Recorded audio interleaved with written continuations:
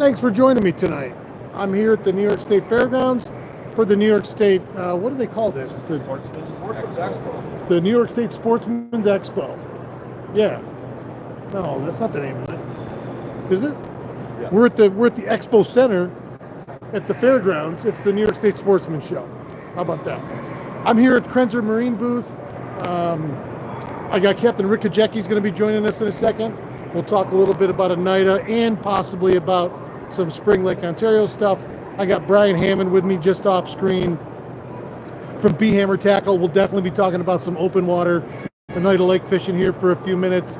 It's gotten real quiet in here, so we're going to take advantage of that between the dogs and everything else that's going on. Brian, why don't you come on in? Okay. Everybody knows this fella. Expo. New York State Sportsman, New York Sportsman Expo. Good stuff. We want to make sure we get the right name here. The night terminology. Hi, brother. What's going on? Good to see you, man. This is what, your second year doing this show? Yeah. This was a nice event for everybody to come out and enjoy their hobbies. You know, a lot of times we don't get the opportunity to enjoy everything upstate New York with the inclement weather or non-inclement weather. So Right. This is one of those things that have changed what everybody's been doing, you know. So, you know, it's going to drive a little bit of traffic lower today, but tomorrow should be a better day with the weather being in the 20s. That's kind of like a heat wave for central New York for the last couple of weeks. So if you're going out ice fishing tomorrow, you got plenty of time to come see us afterwards because the show's open till, is it 7 tomorrow night too? Yeah, 9 to 7 tomorrow. 7 p.m. tonight, 7 p.m. tomorrow night, and then I believe 5 on Sunday. Yeah, 9 to 5 on Sunday. 9 to 5 on Sunday. So yeah, they got the place full this year. It really looks fantastic. Norman and his crew have done a fantastic job. The place is full of stuff to see and do. So please come on out and see all of us. Who do we got going on here? Merlin, Bill Gilbert. Hey, Bill, how's the weather down in Florida right now? Nice. How's that snow treating everybody down there? I saw 5 inches of snow in New Orleans. Yeah. On whatever the main street is there in New Orleans the other day. I don't think anybody's working down there. They don't have a snowplow down there, I don't think. They don't even have shovels down there. Yeah. So we're here hanging out. You got your full complement of tackle. What all do you have to offer here today? Yeah, I have a full line of casting spinners. I've been meticulously tying a lot of stuff, you know. We've got a full line of different colors. This year I came out with a lot of UV colors, beads, and different styles. So you have your casting spinner. Yep. So those are my claim to fame, I guess, per se, what I started with doing all this stuff. And now that I've been tournament fishing for so long and had an opportunity to put some other things to test, I started making trolling spinners. Nice thing about those, they're smaller, compact. You don't have all that extra line. The cool thing is we water tested them the last couple summers on Lake Erie, and they work on Oneida. I think that 1 week we tournament fished down there with Captain Torrey Pfeiffer, Lenny, and Ed Hatton. We did like 400 fish in like 5 days, you know. So some of those things. Yeah, Len and Ed had a nice fall. They did have a nice fall. Those guys called me the day they got the fish. Congratulations to both of them. Couldn't be happier for two great guys. Good teammates of mine, best friends for a long time. But stuff like that happens, you know, to good people, right? And that's what I'm happy for them for, you know. They say good things happen to good people. It is, yep. And I appreciate them, you know, being friends of mine and supporting me. Nothing like, you know, small businesses are hard these days, but, you know, like anything, you know, you put your time into it and you stand behind stuff that you make and you have a good product, people support it. You know, yep, absolutely. So you have the casting spinners, which are, and what's the length on them? Do you have one of each, and we'll I didn't bring a trolling one, but they're pretty much about 18 inches long. I brought a rod over here to set up the 30 rig. You take a look at this rod, and if you've seen some of my seminars in the past, if you take a look, we got the regular swivel from the main line. It's connected to one of my weights, which is, this one happens to be a 3/8. I generally run 3 different sizes. We talked about this before, Matt and I. Generally, depending on your speed, the depth of the water, and how thick the weeds are, this would have changed that balance so you get through the water correctly. And then obviously it's down to my blade, and Obviously, you can see that little setup right there. It's got the blade with the UV beads. The blade obviously on the front. With the UV tape. Yep, the UV tape. It's got one hook on it. Octopus hook size 1. Little piece of action there. Then the front side Do of the that. trolling harnesses have dual hooks? They do have 2 hooks. They have 2 hooks. Those are the shorter version of this. But the nice thing about that, it gets through the water really easily and does a pretty good amount of damage. Everybody's pretty successful with it. There's a little learning curve like anything. You get used to how you want to throw it in the water, getting it at the right depth, obviously, and then starting it. Where are you fishing this? Where are you throwing that? I mean, so I'm always fishing in usually anywhere from like maybe 7 to 12 foot of water. I like to fish the bays. Anything that's got any kind of cover in it. Generally, that's a good place that will hold fish. Usually springtime, late spring when the weeds start up, you can actually throw these with a little heavier weight, maybe up to a ½ ounce. Nice thing about that, you can get down in the water a little quicker, start moving it through the water and keeping it moving till you get back to the boat. Generally, like anything, don't give up on it. Practice makes perfect. And always, fish it back to the boat with your tip down to the water. Walleyes are ambushers. They like to, attack things. They'll stalk it. A lot of times when that thing's changing direction, fish will try to grab it before it leaves their and what Brian means by changing direction is you're reeling that like a swim bait or whatever horizontal else, to the bottom. Horizontal to the bottom, and then all of a sudden it gets close to the boat and it goes like this. And you would be how many surprised times? A lot. And I don't think it matters what lure. Nope. That's in their nature. Right. But with these, because you're slow rolling it back to you, a lot of times, and I always am watching where the line's coming up, because more than once I've seen that big white mouth open up. Oh yeah. And take it right there. And rip it out of your hand. Yep. Right. Load it. Yep. Yeah. Which is exciting, and we're typically fishing this in weed lines 12 feet or less. Yeah, generally. So it's fairly shallow to begin with. It's those walleyes. They're a different creature in the weeds. They are. They're not shy. Right. They're ambushing. Right. They're in there for one reason. Right. There's a bumper crop of bait in there. Generally, the fish will be in pockets per se. I mean, my experience over time, generally, if I've caught one fish in one spot and I made a waypoint, I'm pretty sure that I go back through there, I'm going to get another one. I've proven that time and time again. There's good opportunity for you to pay attention to detail. That's kind of one of those things that you want to think about. And using your electronics for that purpose, right? You've got your waypoints. If I've caught one, I don't waste any more time to make that waypoint before I even put that fish in the live well. You could lose some distance a little bit, because obviously your drift speed, but generally like a ½ mile an hour or less is best practice. Yeah. That way you're staying in contact with the fish in the right areas, and that you'll be more productive. The longer that you chase your speed and try to reel faster, you're higher in the water column. You're going to cut down on your catch ratio, and then maybe you're going to catch the wrong species. I'm trying to catch walleyes. You'll be probably catching pickerel and other species that might be up higher in the water column. Right. So those are some things to think about when you get a little closer to doing that. And for everybody, like I say, that doesn't realize, so the casting harness is 18 inches long, and then you put this weight in line. You got it. Now, if you were going to run this off a bottom, if you were going to run a troll or pull a worm harness off a bottom bouncer, from the bottom bouncer back to your worm, how far do you like that to be? You know what? That can be very small, like no more than 3 feet. You think about what's going on down there. That bottom bouncer is doing what? It's hitting the bottom. It's already a fixture that's down there creating dust. It's contacting the bottom. The fish get triggered on action that's stirring the bottom up. Sometimes people get caught up, hey, water clarity, I got to be way away from my bait. So that's true in some respect. I think it depends on if the fish are negative or not. Yeah. But if you're fishing in that zone, and then generally I'm only doing a mile an hour or less, I want to know that those fish can see that it's the bottom bouncer isn't falling over. It's staying in contact with the bottom, and it's horizontal, obviously, to the bottom, and then the bait is behind it.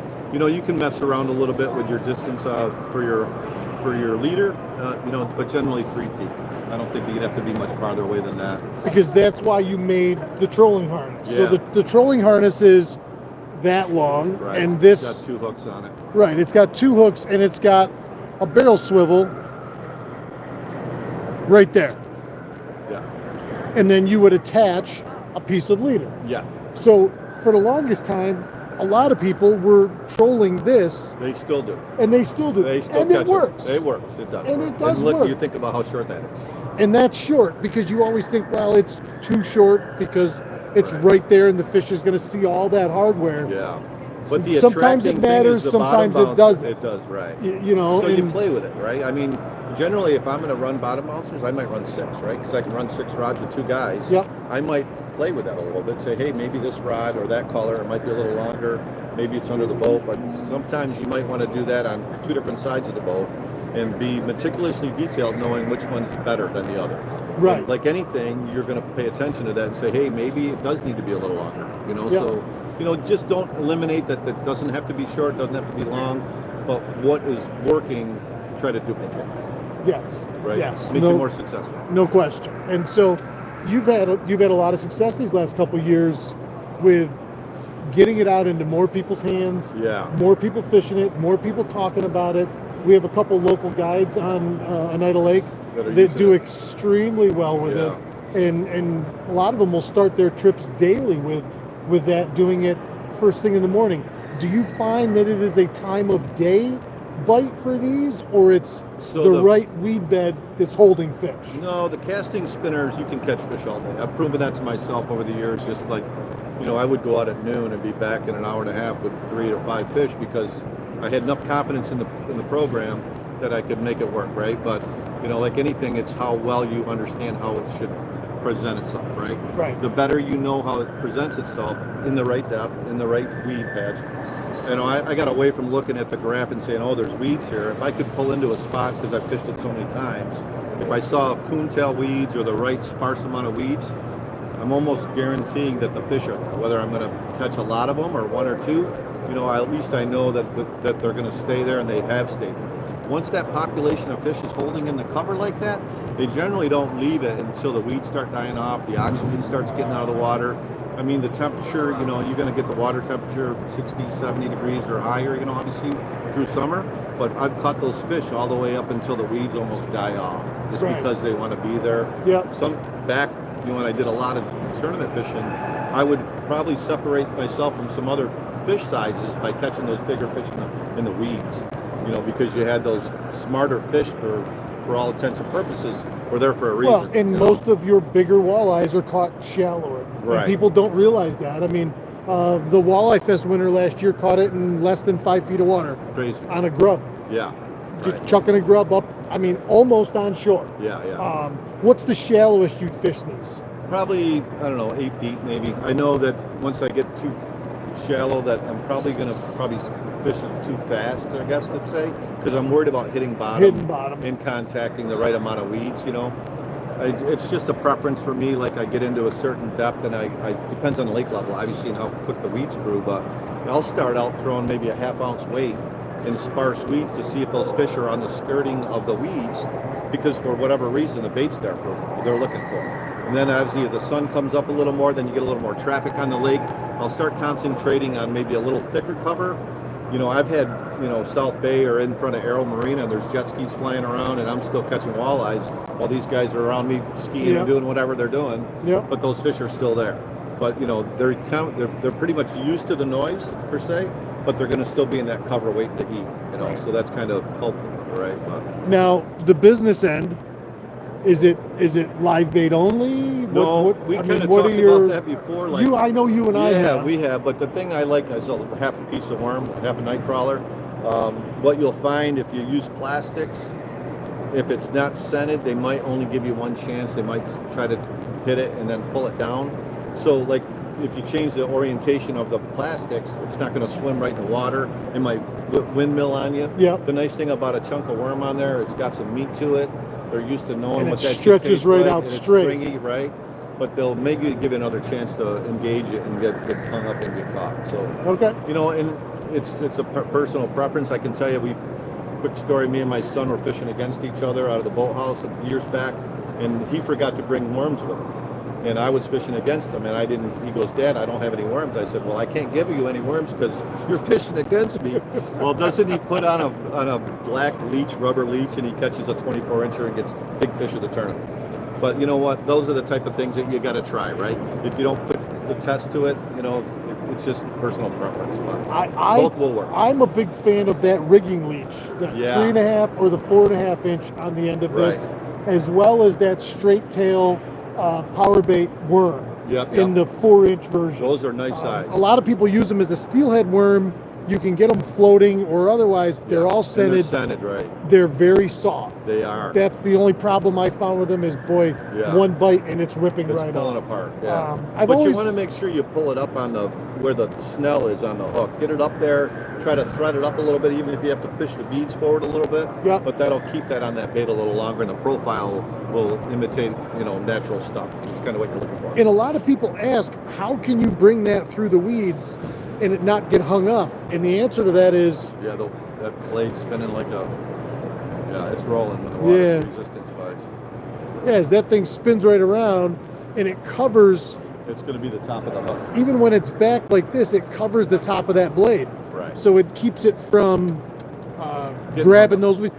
Listen, nothing's ever weedless. But... and generally, like the weight's going to start the orientation through the weeds. That's going to break the cover right a little bit.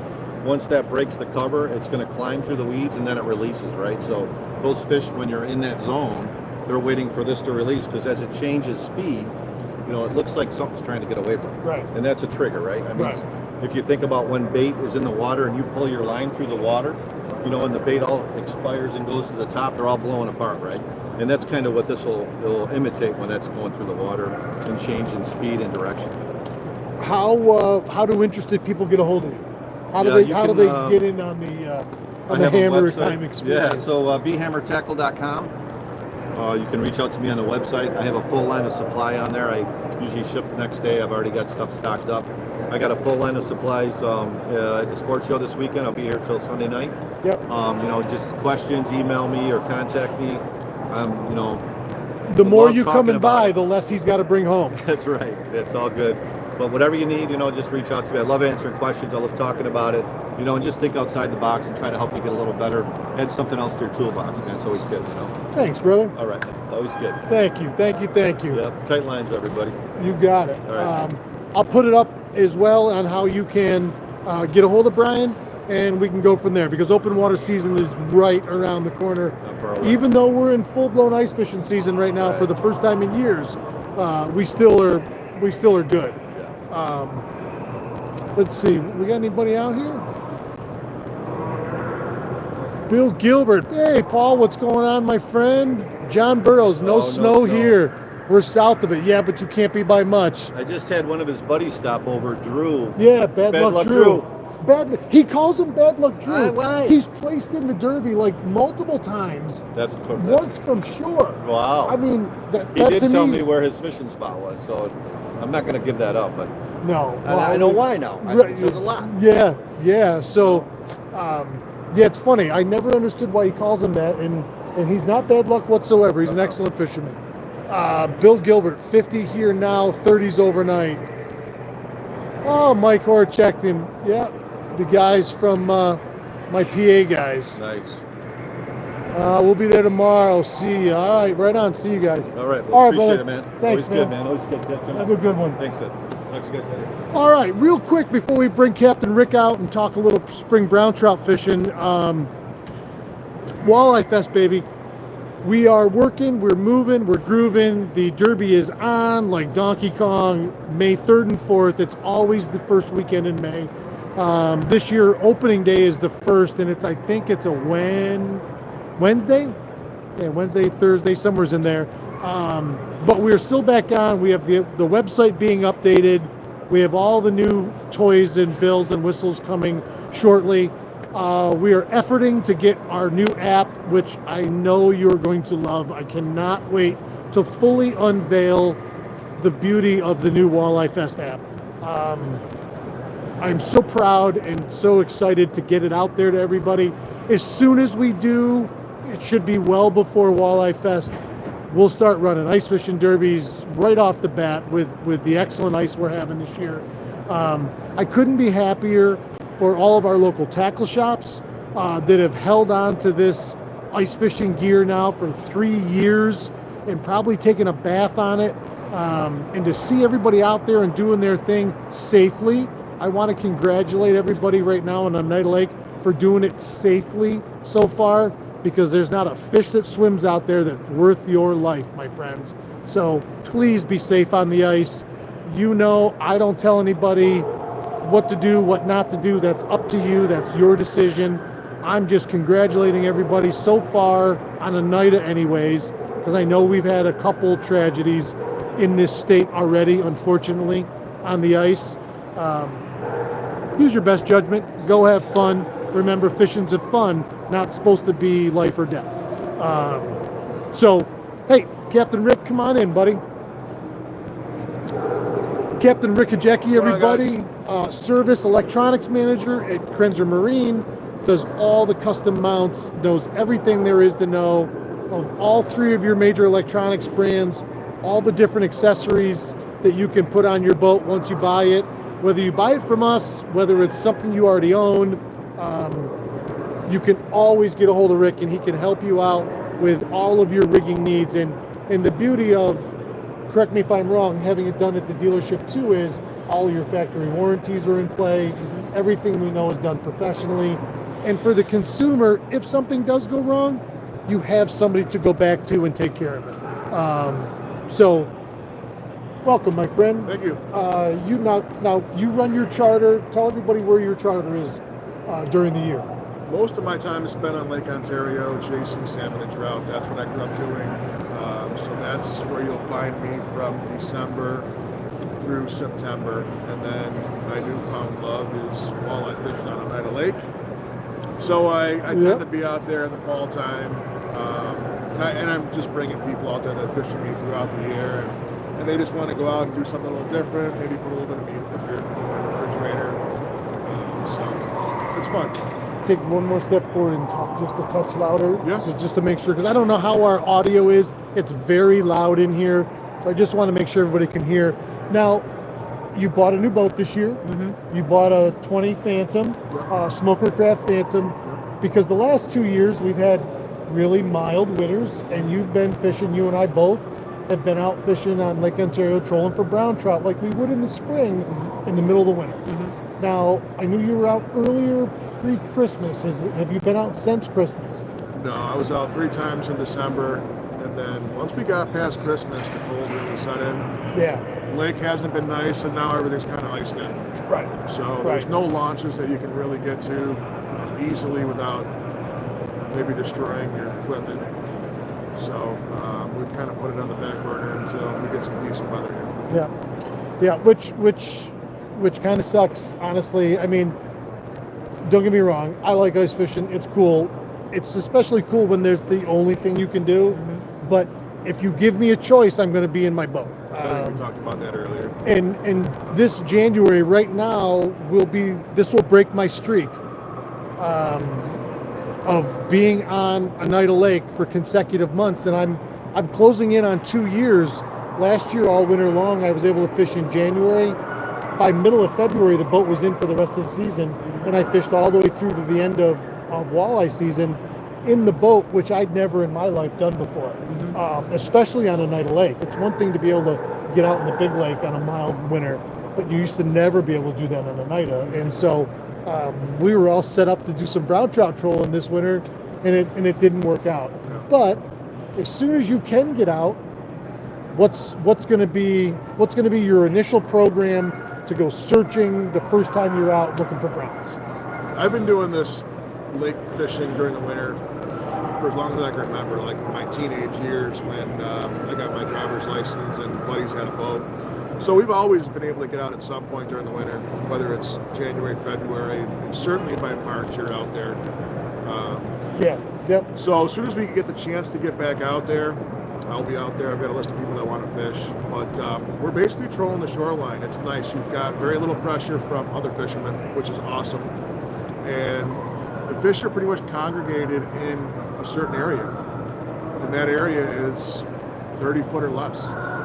So it's not like the summer where you've got this big lake that you need to break down. You basically need to find an area that's got structure in it, and you're going to put your boat in less than 30 feet of water, and you don't need a ton of crazy trolling equipment. You can go out there with spinning rods and cast for them. You can go out there with spinning rods and troll for them. Yep. You don't need downriggers. That's probably the least effective presentation that you can put Especially on your that shallow. boat. Yeah. Yep.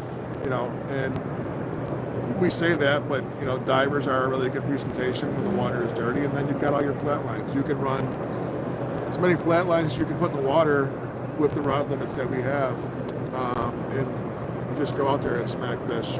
So what, that early season, that shallow water, what are you putting out there on the business end? What tackle are you using?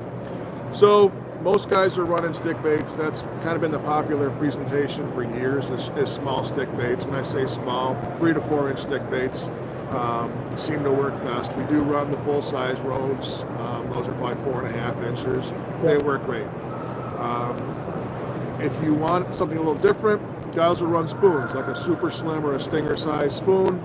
Put a split shot in front of it or one color of lead, and that's a great presentation too, which will allow you to run a little faster than pulling sticks. Sometimes when you're pulling a stick and you speed up too much, the stick will kind of will not run true, and it'll turn out and flip out on the water. So with the spoons, if you put enough weight on them, they'll stay under the water surface, and you can troll a little faster and find those productive areas, because they're not always.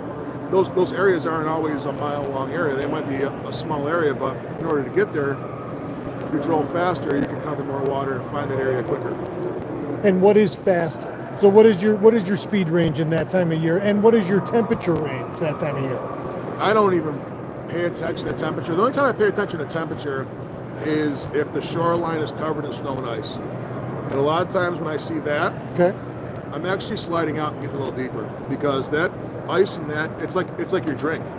That ice on the shoreline is keeping that water a degree or two colder, where those fish can slide out into 15 or 20 foot of water, and it seems like more of them are hanging there when you've got all that cold sitting on the shoreline. Other than that, we fish 33, 34 degree water on the surface come February, March, and it doesn't seem to affect them. As far as speeds go, I always start out at 2 miles an hour or 2.25, just to get stuff in the water, get moving a little faster. I find myself trolling between 1.8 and 2, but I've gotten passed by many guys doing 2.5 to 3 miles an hour pulling spoons, and they're still catching fish.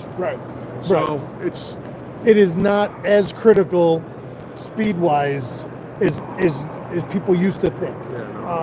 And catching browns at 3 miles an hour used to be an anomaly, and now it's way more the norm, just because more people are doing that higher speed trolling. But what you said about shallow water is so true. Is so 10 foot or less, you're flatline trolling, but like you say, when there's snow and ice on the shoreline, that water in that shallow is freezing, and a lot of people don't want to get outside of 15 feet because they think, well, I would need downriggers then, or I would need this or that. It's the same program. It's the same flatline program. Those fish are going to come up. They're going to be looking up, come up. In 20 to 30 foot of water, it might be 2 or 3 degrees difference out there. And that's, I think, a critical thing that people don't realize. They want to stay tight to that shoreline because that's where they think they're all going to be. And sometimes they absolutely are. But if they're not there, the thing about brown trout is, if they're there, you should catch them. It's not like kings where they're going to give you the fin all the time, you know. My biggest fish in December, both of my biggest, so 2 out of my 3 trips, the biggest fish came out of 30 foot of water on surface lines. Now, will you be doing anything in Oneida in the spring, or will you all be on the big lake? You don't do Oneida until you pull the big boat. Yeah, once the big boat gets done around middle of September, then I head over to Oneida, and I try to do 4 or 5 weekends over there, and then call it quits. And then if I can sneak up north, maybe do a trip or 2 up there. But most of my time is spent on the big lake, between charters and tournaments. We're fishing tournaments as far away as Toronto.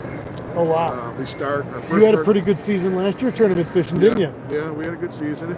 Tournaments are starting to. I was having this conversation with some guys on the way here today, but there's a lot of tournaments to fish in Lake Ontario. If you want to get into the tournament game, there's a tournament for just about everybody, from, a buy-in of $100 per boat all the way up to $2,000 per boat. So you can kind of pick, what level you want to fish at. But if you want to get into your first salmon tournament and you're allowed in Canada, I would say the most fun tournament, the tournament with the most boats is the spring tournament in St. Catharines. Okay. Prior to COVID, That's on the far west end. yeah, so you pass over the Niagara River, and it's the next port. Yep. In 2019, prior to COVID, we fished that tournament. It's usually the last weekend in April. So salmon season over there starts in April. Wow. You can go out there and just drill 20, 30 salmon over in that Canadian side in the springtime. But we won the tournament in 2019 with 72 boats in the field. Wow, congratulations. So That's there's a outstanding. lot of boats. There's a lot of money to win. And the nice thing about that tournament is you have a buy-in for the weekend. And then you can buy into the big fish pool on both days. And you can get into these bigger Calcuttas. So, if you just want to get into a certain pot, you can. But what I tell everybody is if you want to get good at salmon fishing, going out of the same port every day and talking to the same people every day is going to get you so far. Sure. Where you're going to excel is when you start to go to new ports and you're talking with new people and you're seeing how that team won 60 miles away from where you used to fish, and you can bring that back to your port. And it's going to make you a better angler. It's going to make you more consistent. So you kind of get stale sometimes fishing the same thing over and over and over. When these tournaments force you to move around the lake and fish different water, different structure at different times of the year, it really makes you a better angler. Well, there is something to be said about variety is the spice of life, and you get in that habit, and it's amazing how many, typically each port kind of has its own style because everybody kind of does that. They find what works for them, and then they don't like to go and look at and do anything else, But so tell everybody the name of your charter and how to get a hold of you. Yeah, so the name of our boat's Yankee Troller. That's kind of how everybody knew us growing up. That's my father. He named the boat Yankee Troller, and we kind of just continued with that. The name of our charter business is Crazy Yankee Sportfishing, and we're on Lake Ontario from as soon as we can get out in the beginning of the year right through about middle of September. Once the salmon start getting a little dark and the offshore thing is tough, we kind of call it quits on Lake Ontario, and then we head over to Oneida. And over there, we used to do whatever the customers wanted, casting, trolling. It seems to be most of my customers tend to want to troll. So, it's kind of how I grew up fishing is trolling. So I know, I can visualize a trolling spread. And so we pull sticks on Oneida and troll when we get there. Do you find that the sticks you're trolling for walleyes on Oneida, is it the same sticks you'd be trolling for brown trout, or a little different? Like what's the difference in those two bait categories? Yeah, no, it certainly can be. I was with Bay Rat Lures, worked for them when they were around, and the short shallow is a staple at Lake Ontario for brown trout fishing. Yep. I've taken that same short shallow over to Oneida Lake and absolutely destroyed them on that bait, especially when I'm fishing less than 20 foot of water. That bait will get down to 10, 12 feet, depending on what kind of line you're on running. Its own, no added weight. Yeah, on its own, get down to 10, 12 foot. So if you're fishing in that 15 to 18 foot range on the outside of those lead edges in Oneida in the fall, it can be a great bait. And what kind of stretch do you have to put that out to get it down 12 feet? So at least 100 foot to get down there. Okay. Sometimes I'm a little further back just to mitigate my tangles when the outside, I'm running 4 planer boards on the side or 5 planer boards just to mitigate tangles, so they might be stretched out a little further than that. But that bait will get down 10, 12 foot, no problem. But that's probably the only bait that really crosses over for me. And after that, we go to like flicker 9s and my Bay Rat short deeps really excel when we're out in the deep water off of on the North Shore. So it really depends on what part of the water column I'm trying to target. Yep. This fall, when I got over to Oneida, that 40 to 50 foot water was just on fire. And I never had to go out there and fish that water before, but this summer, for whatever reason, that's where they were. So kind of had to tailor that trolling spread with some with some snap weights and some deeper diving plugs to get down to those fish. Okay. So, Yeah, that's exciting. Well, thanks, buddy. man. I Thanks for appreciate you having you on. And if you guys want to come in the next 2 days, Rick and I are in the booth the whole time. You want to sit and talk fishing, you want us to show you around some of the new boats, please come out and join us, and we'll see you guys tomorrow. yeah, so real quick, so we've got 16, 17, 18-foot models of Starcraft and Smokercraft fish boats here. We even have a couple of party fish pontoons. That just sounds like a fun I know, time, right. Party and fish Party on the and same fish at the boat. same time. I'm sure the wife will like that, so bring her down and let's show her some party fish. Yep, absolutely. Absolutely. Come on down. We'll take care of you, and we will hook you up with what you need. All right. Thanks, everybody. We will do this again tomorrow at 4 p.m. We'll see if you guys want to come in person and hang out with us and watch the live or be on camera. You're more than welcome. So we'll see you tomorrow at 4 p.m. and we'll do a quick keep your tip up. 1, 2, 3. Keep your tip up. Tip up.